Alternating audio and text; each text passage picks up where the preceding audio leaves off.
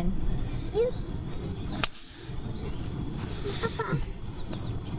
Should we go? Yeah. let's start. Okay. Hey guys, how you doing? Me and Joe have been talking for a long time about coming to the park and just doing a little bit of a chat. We have very, very different stories, but yet they're very, very similar. The fact that we both lived in one country, moved to another, achieved things that most people wouldn't, and came back here to achieve things that we wish to achieve in our lives.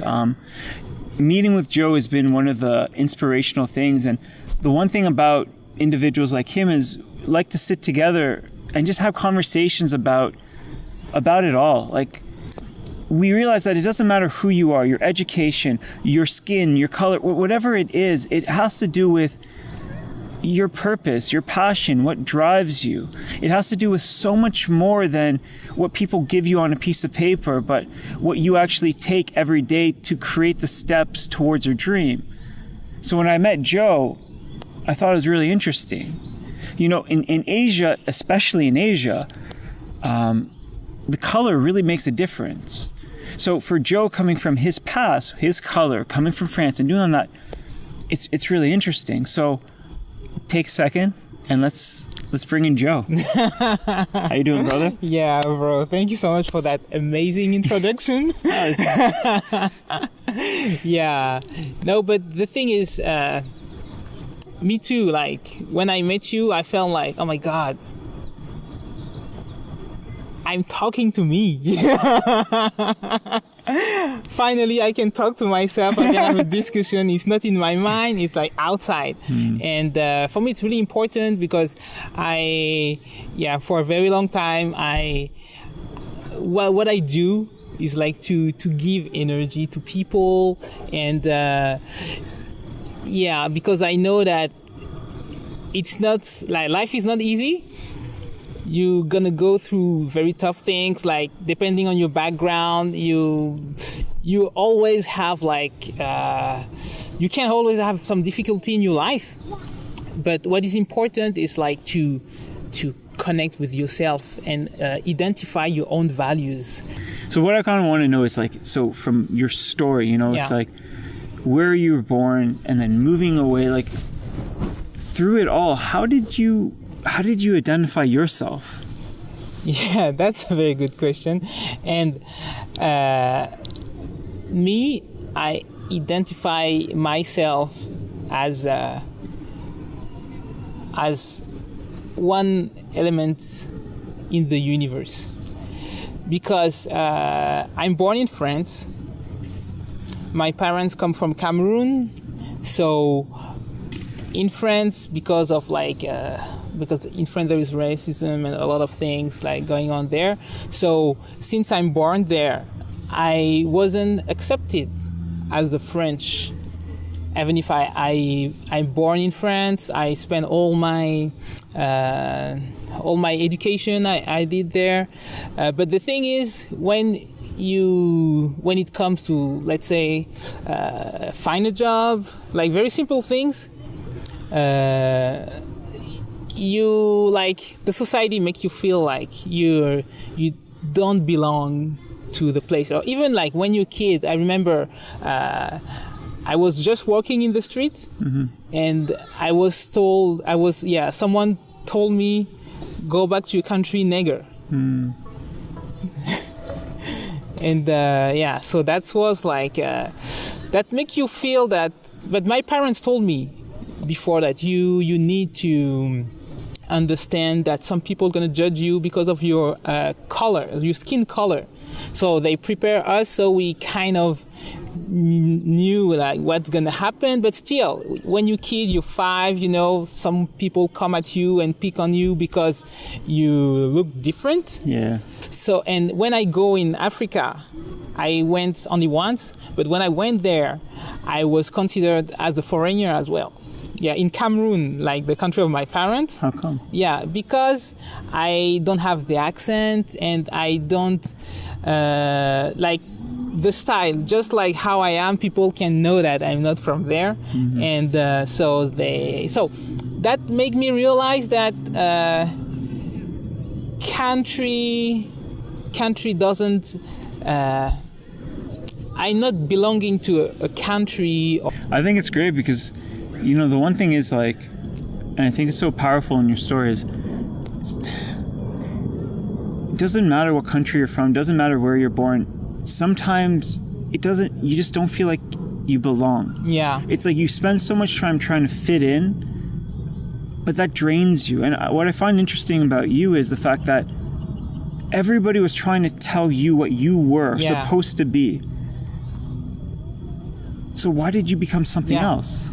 I think it's my mother. Okay. Yeah, because my mother, she's really special. She's really, really special. And she's the one who taught us that we are all equal. She lived under the colonization in Cameroon, but she's not like someone like, she's not like hating like white people because of that. That's Even powerful. if it's like really crazy stuff happened during the colonization and people don't know, like mass murder, all that kind of things. But my mother, she always taught us that everybody are equal and there is no difference, even if you have a lot of money, even if you're poor in the street. When we were like going outside, she was as kind with someone wealthy and someone like begging in the street. That's powerful. Yeah, and seeing that model, I think that showed me that first we're all the same, and she gave us the space to try different things.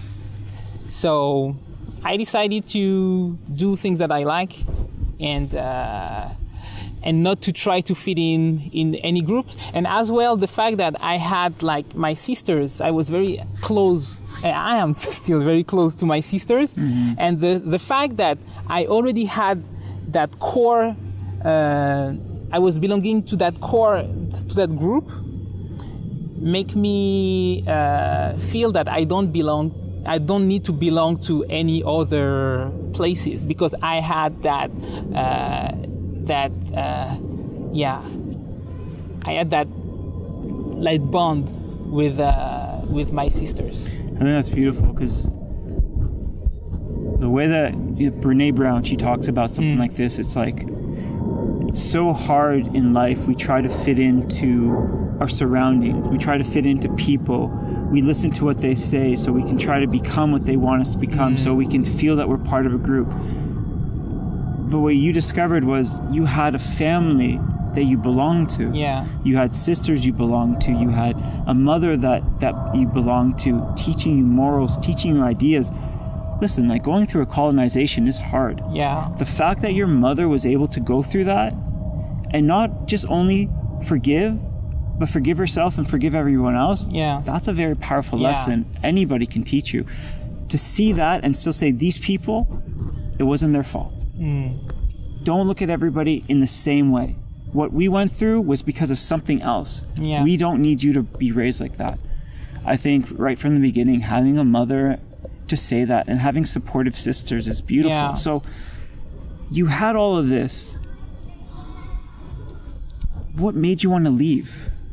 Yeah, so me, I was raised in the most dangerous place in France. Okay. Yeah, it's called the 93. So it's a department in France where like usually like all the riot and stuff like this start there. And when I was kid, to go play outside, I had to go through junkies in the stairs.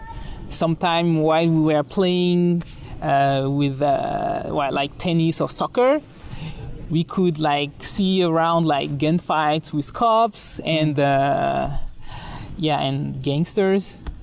And it wasn't happening every day in where I was living, but still it was happening time to time. And living in that kind of environment, make me feel that, and having like all those like racism stuff that I told you before, that make me feel that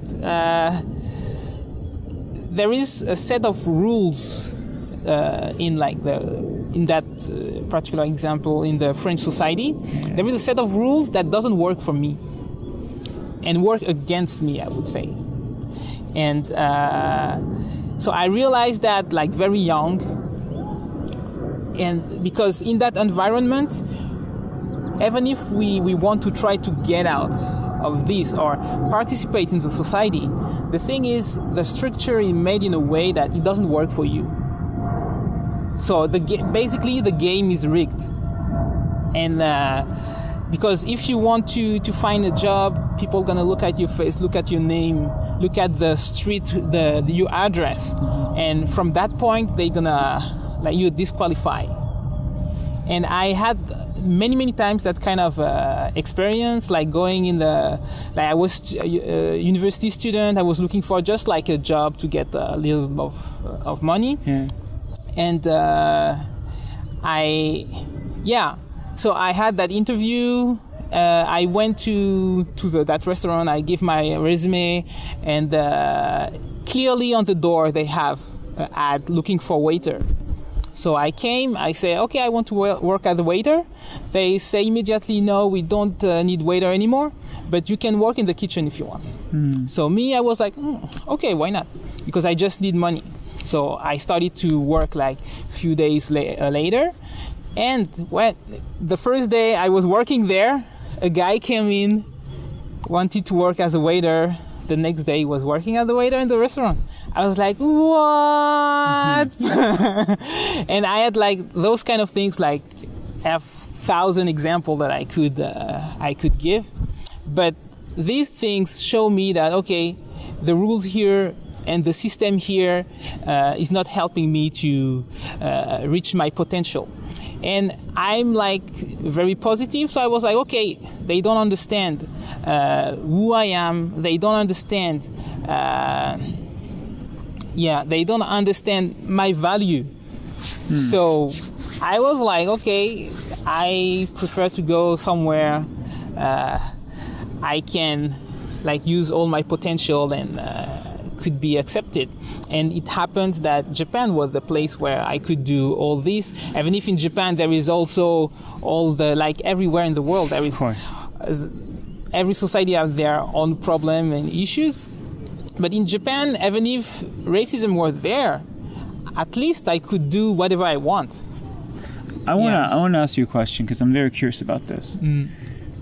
Society where you're born tells you that you can't do things. Society where you're at doesn't want to hire you because of your skin color, because of where you live. Everybody's telling you all the things that you can't be. So why did you still believe you had potential? I think it's Japanese animation. Okay. That's very simple, actually. That's Japanese animation because, Japanese animation where basically all my role model came from Japanese animation, and I was No. And for me, is there like a certain manga or manga? Yeah, there is a few. So the main, I would say, like it's who was your guru manga? Manga. Yeah, it's difficult to, but for me, my Bible is Hokuto no Ken. Okay. Yeah, it's the Feast of the North Star. Okay, cool. Yeah, because it's really awesome manga. I recommend that to like, everyone, because at the first place it looked like extremely violent. It's extremely violent, but if you go under the line, you can see the love, actually. The love. And because for me it's a love story, but when you look at the graphic, it's just people fighting each other, but actually there is love behind.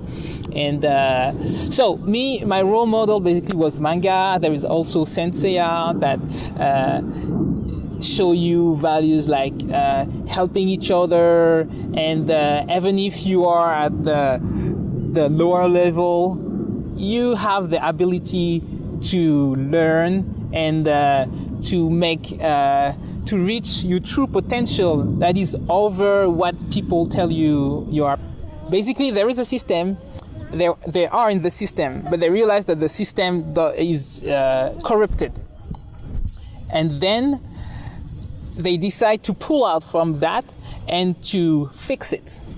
But the thing is, they are like the lower class people, and they had to fight people like 10 times stronger than them. But even if they see that huge challenge, like basically it's impossible. When you see that from outside, it's like the guy, like they punch the lower class people, they punch at the sound speed. But above them, they have to fight with people like who can give punch 3 times their 3 times. Hey, 3 times faster, and after that, they have to fight against people 100 times faster, like light speed. So the basic idea is like you are who you want to be. Yeah. And so they decided that to achieve what they want, they need to reach the level above them. And so that's what basically I did all my life. It's amazing. See, parents, make sure that your children read comic books. Yeah. Because then they can grow up like Joe. Exactly. Yeah. But I think that's amazing that in a world that didn't accept who you were because they wanted you to be something else, you found another world that accepted and made sense of what you wanted to become. Yeah. So yeah. Is that what, so reading these manga, is that what drove you to Japan? Yeah, well, at the beginning it was more the Buddhism. I was interested in Buddhism, and I made some, because I had an assignment when I was kid, like when I was maybe 9 or something like that. And I started to be interested in Buddhism to do that assignment, and Shintoism as well, and Shintoism led me to Japan. And after that, I had my manga phase, so I got into manga. I wanted to be mangaka myself. And I was interested in the language, and and from the language I wanted to know the way of thinking, the education, and everything. And that's basically what put me on the path of going in Japan. But it's really, I could see myself being famous in Japan for some reason. Yeah, so that's why I decided to, I ended up there basically, because I was like, okay, let's become famous there. Okay, so let's put it this way: you land in Japan. You don't speak Japanese. You've read the mangas. No, actually, I speak a little bit. Oh, you spoke a little bit. Okay. Hey, so so you get there. Yeah. What do you do? Yeah. So the thing is, actually, the story started in France, because I was like I wanted to be famous in Japan. Yeah. I wanted to be famous in Japan, and people knew that, actually, because I was telling people my intention. So everybody knew that I was into all that kind of things, and one day,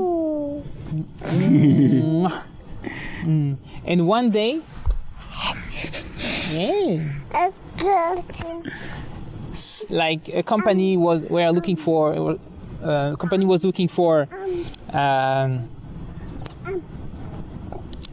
me. Basically, I explained. They were looking for someone speaking French, Japanese, English with African background, and at that time, I was probably the only one. Yeah, but the story is that I didn't see the ad because someone took it, because probably scared of competition or something. Yeah. and someone who knew that I was like extremely creative and wanted to be famous in Japan, like give me the phone number because that person tried and failed during the audition. Mm-hmm.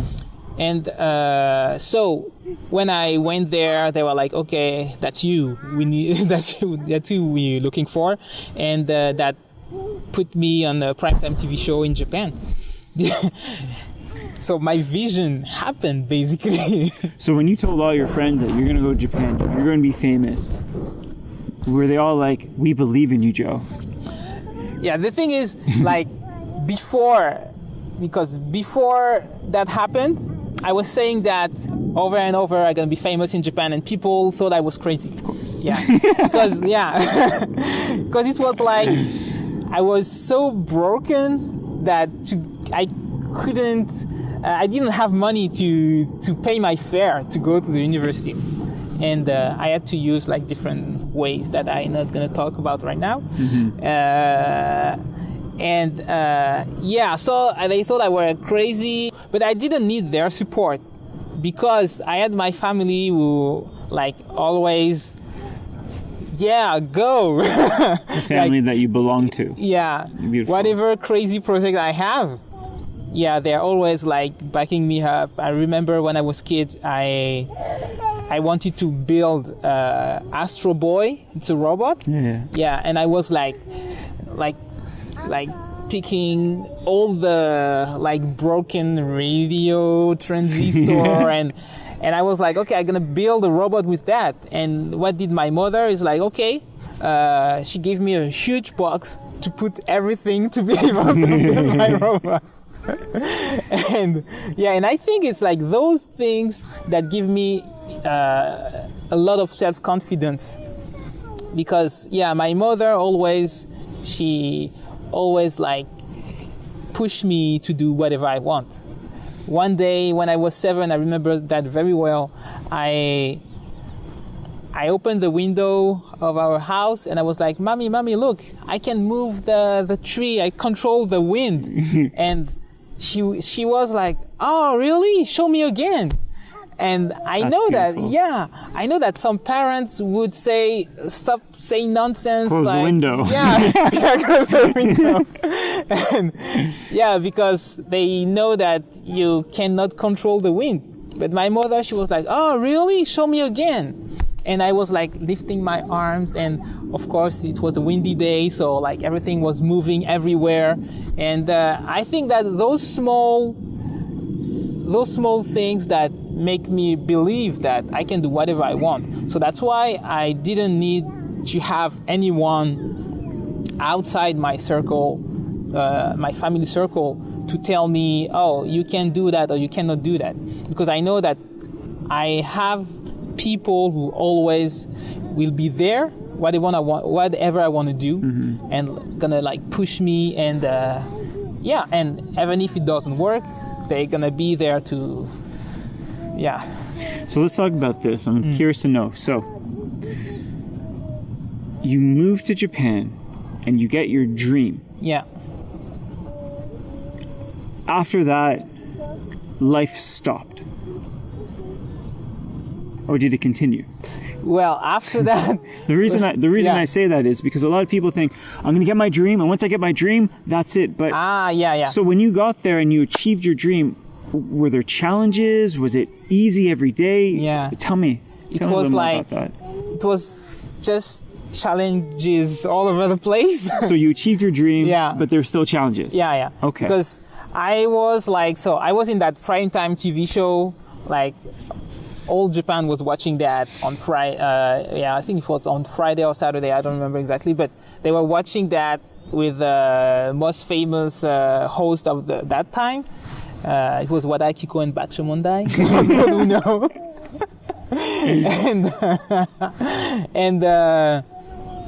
So I did that. But the thing is, in Japan, it's not like just being on TV and you still are famous. It's like, it's an ongoing process. It's like if you disappear like few months, you're not famous anymore. So basically, that's what happened to me. because I had to go back in France. So during 6 months. So during that time, I wasn't famous anymore. But I came back and I still was able to do like a commercial TV show and all that kind of things. But basically, I wasn't really interested in TV, but more into music. So I was like doing a lot of things, and like I make my own solo project. And with the solo project, it was because my group in France didn't want to go in Japan to do live, so I was like, okay, I'm gonna do it alone. But there again, I think that's so interesting that you had a dream.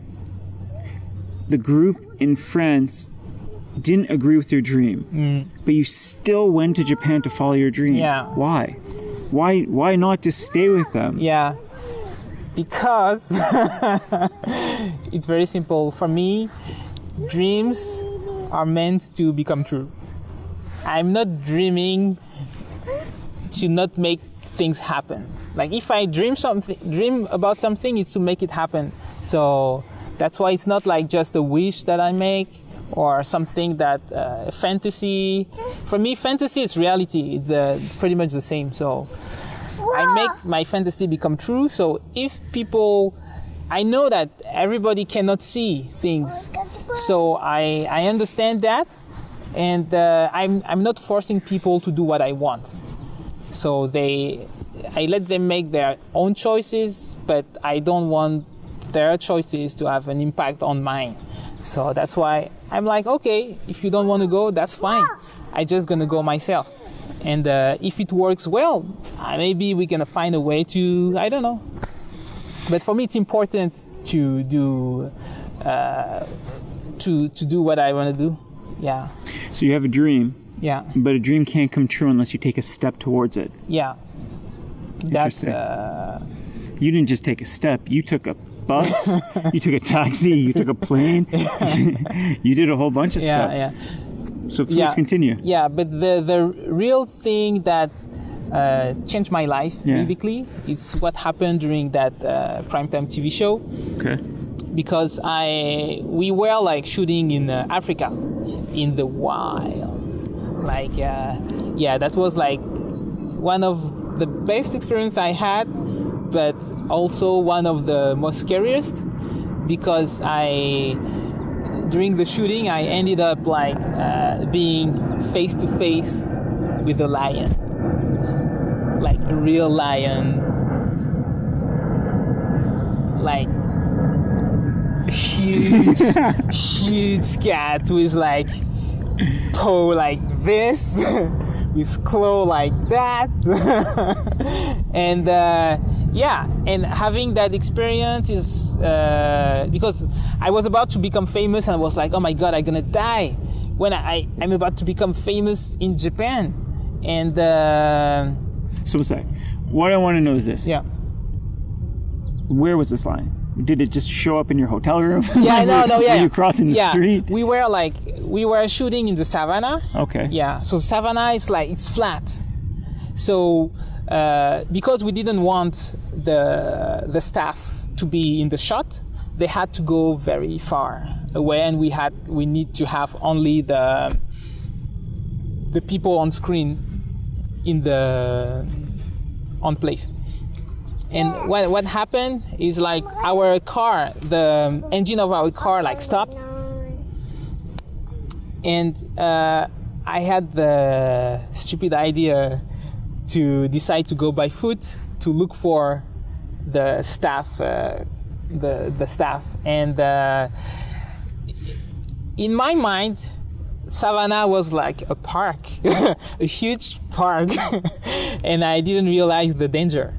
So we walk a bit, and the lion came out from the bush, and oh my god, yeah, and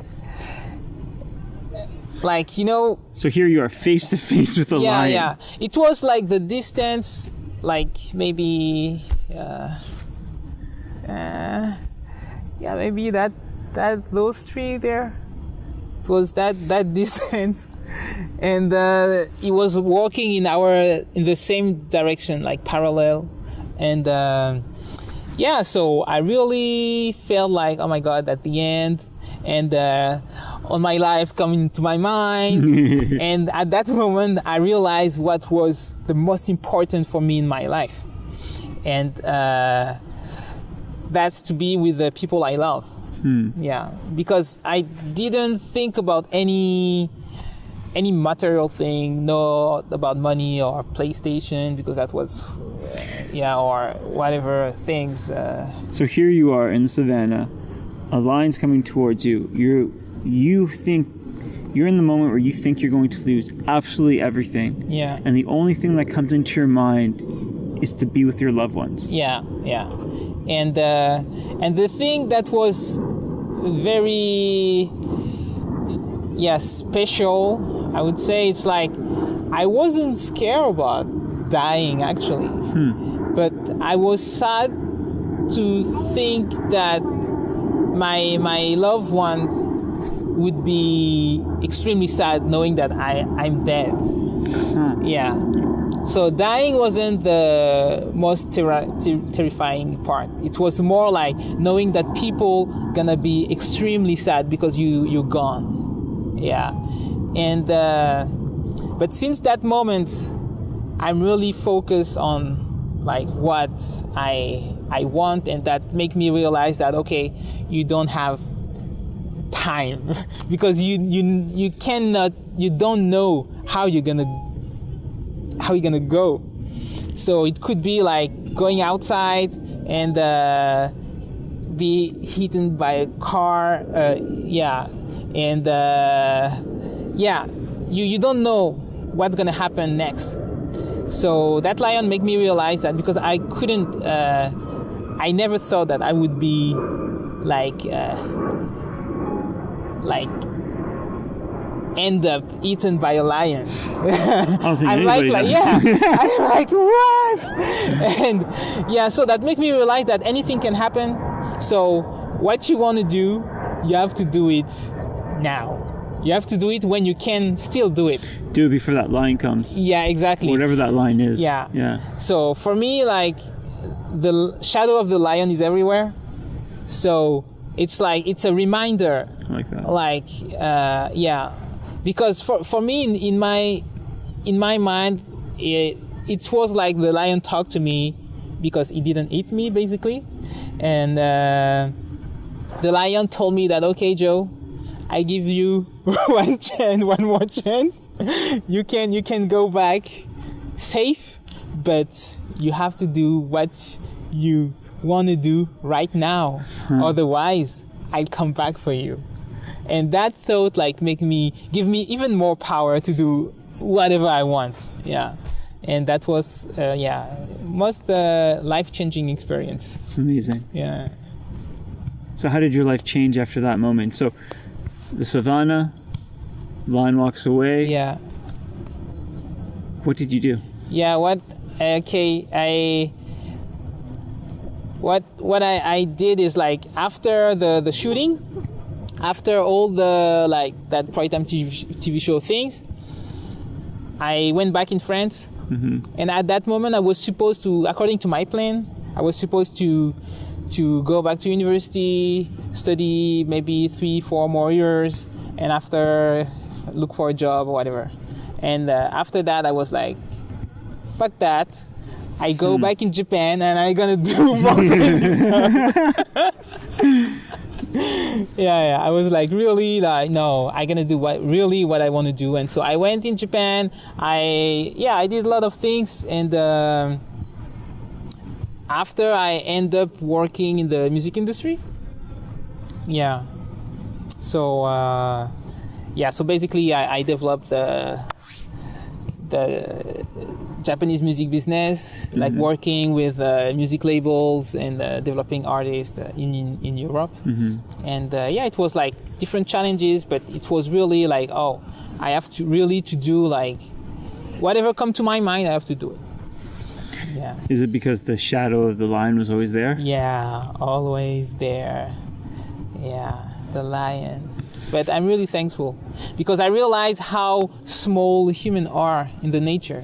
Mm-hmm. And how we should be grateful and thankful for everything we have and everything we did. And we should also, it gives me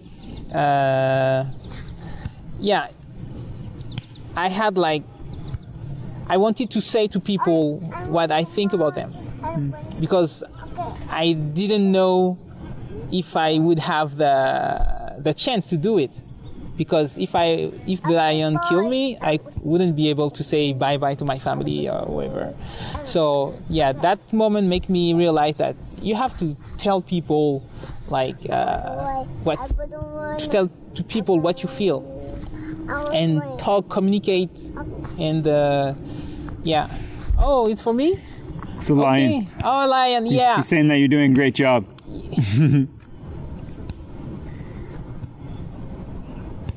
Yeah, with the lion. Okay, thank you so much. Yeah, thank you so much. I'm doing great.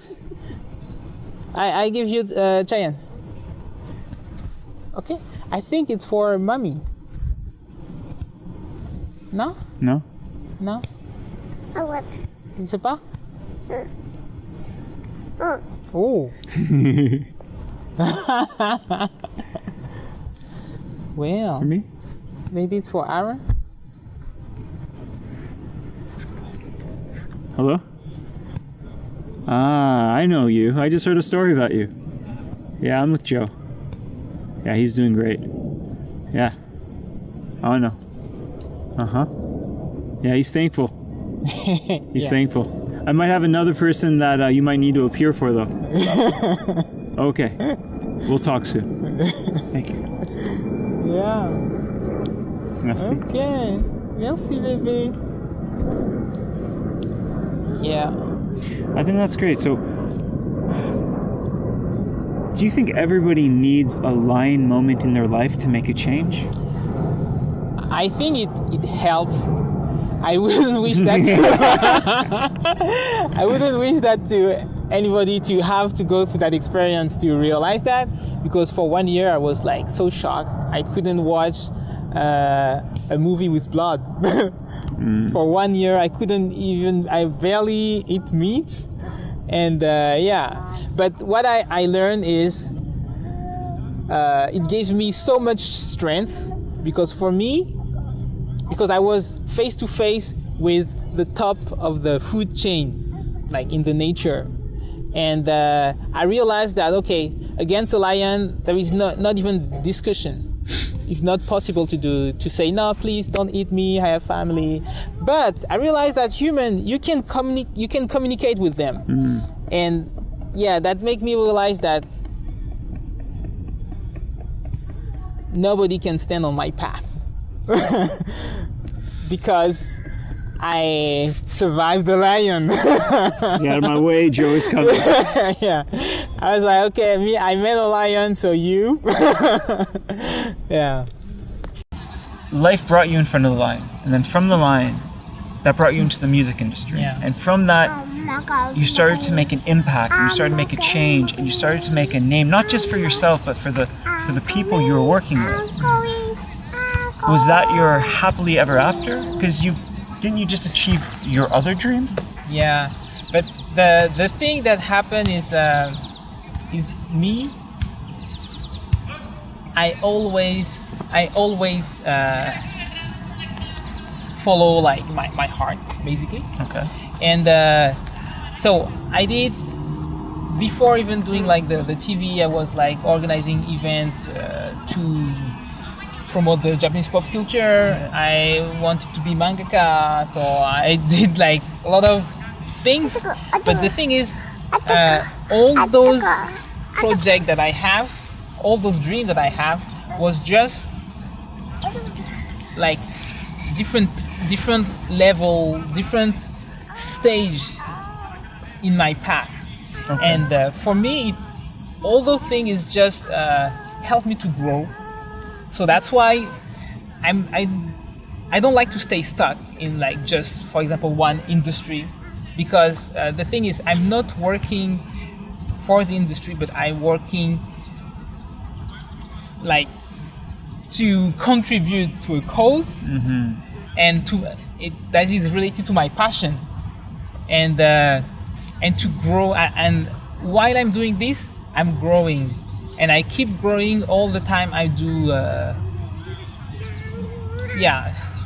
I think that's really good, because what you're saying here is it's like you gave yourself permission to change. Yeah. And I think a lot of people, they get stuck in, I have to be the best, I have to be the best. But it's like their heart wants something else, but they're still going in the direction that they're going in before. Yeah. And so that's why, for example, when I was in the music industry, I felt like that I was on stage, I was backstage, I see what I needed to see, and I learned what I needed to learn to go to the next challenge. So that's why, like, everything I'm doing, basically, I realized that there is always the same pattern. It could be like manga, it could be music, it could be TV or whatever. All the time, I'm doing something to gather people around an activity or whatever it is, to help them to share my passion, and also to show people like different perspectives, that you know you can like do things that you love, and you can grow doing those things, and as well. Each one's like a piece to the puzzle. Yeah. So like by you doing this, that was one piece. And then by you doing the music, that was another piece. Yeah. And then all of a sudden you started to see a little more of an image saying that community, bringing people together, hearing their stories. But until you started to do those things, you would have never arrived to a step closer to more of what you wanted to do. Yeah. And that's exactly that. And that's why, because I really want to, what I'm doing, I realize that what I'm doing basically is I give energy to people, and it can take any shape. It could be music, it could be manga, and now I'm doing like new projects like in VFX or whatever.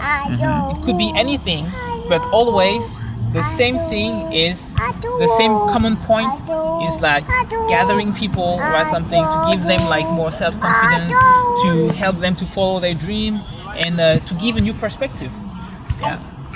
Yeah.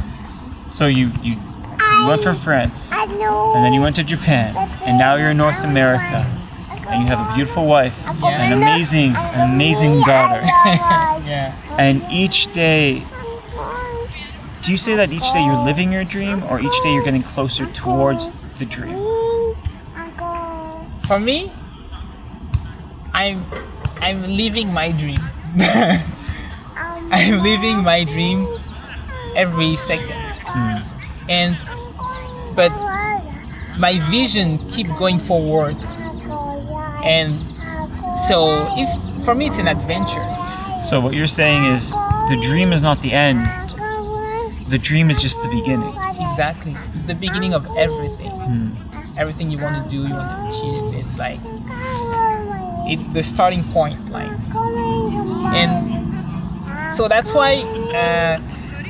Also, the thing that that's important to mention is like there is no failure. Yeah, because me, I don't believe in failure. I believe in transformation, in learning, in change. But you can do something, it's not gonna happen as you want, but it might lead you somewhere like unexpected. And for example, me in North America, when I was in France, if anyone told me I'm gonna live in North America, I would say, oh my God, that's impossible. So now all those people in France that said that you were crazy, all this stuff, what do they say now? Now, they still say I'm crazy. Beautiful. But they wish they were. Yeah. Yeah, that's what's changed. I think that it's funny because a lot of times, no matter what they say, it might still stay the same. But the fact that they stayed the same, but you've changed, and you've done things, and you've explored, and you've done your dream, and you've traveled to countries, and you've created a family. I think that says so much about you, and I think that says so much about everybody around us. Yeah. People will only say what they feel internally about themselves sometimes. Yeah. They'll say that you can't because they're afraid that if you do it, Exactly. now it means that I can't. Yeah. So if I keep on labeling you as, no, he was the crazy person, or he's this person, or he was lucky, Yeah. then it makes them feel like they don't have to take responsibility and accountability for their actions. So let's say right now, people with challenges in their lives, people with dreams in their lives, people that are questioning the next move that they should make in their lives, if they were here right now, looking at you, asking you for some advice, Yeah. saying, Joe, but I don't know if I can do it, but my life is different, but I'm not you, what would you say to them? Yeah. Well, I would start by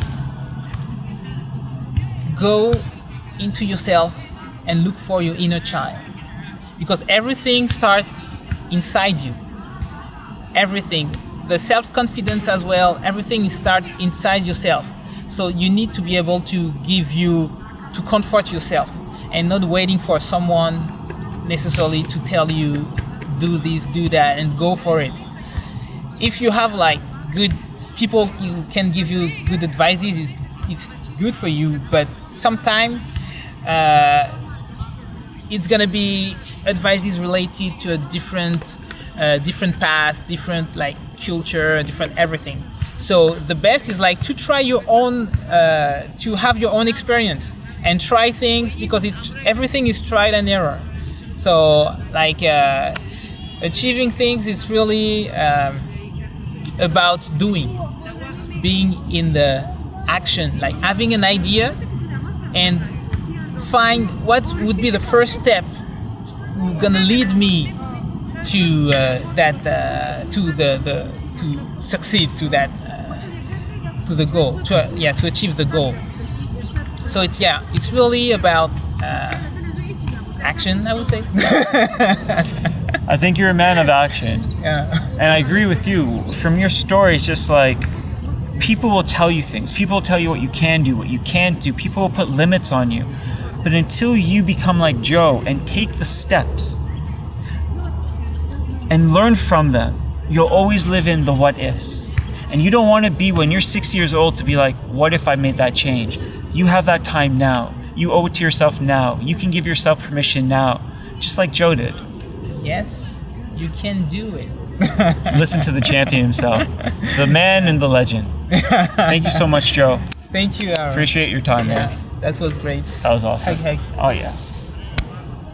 Yeah. All right. Yeah. That was part 1 of Conversations in the Park. Hey! Clap. It's a wrap. Oh, see? Yeah, Isn't that fun? Yeah. Told you, man. You got this.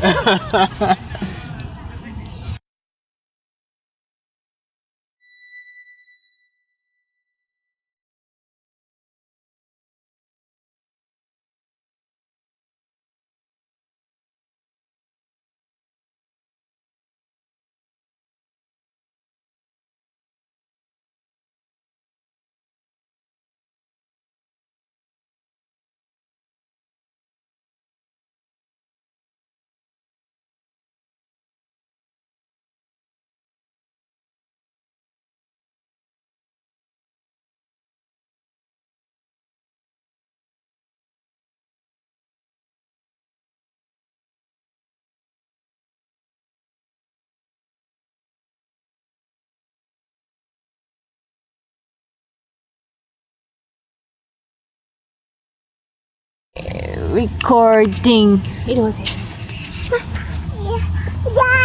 Do you clap? Okay, go. No, do it. Okay, fine. Can I do it? 1, 2, 3. Wait. Oh. You have to lift a little bit high. Okay. Yeah, go. Now with your go ahead.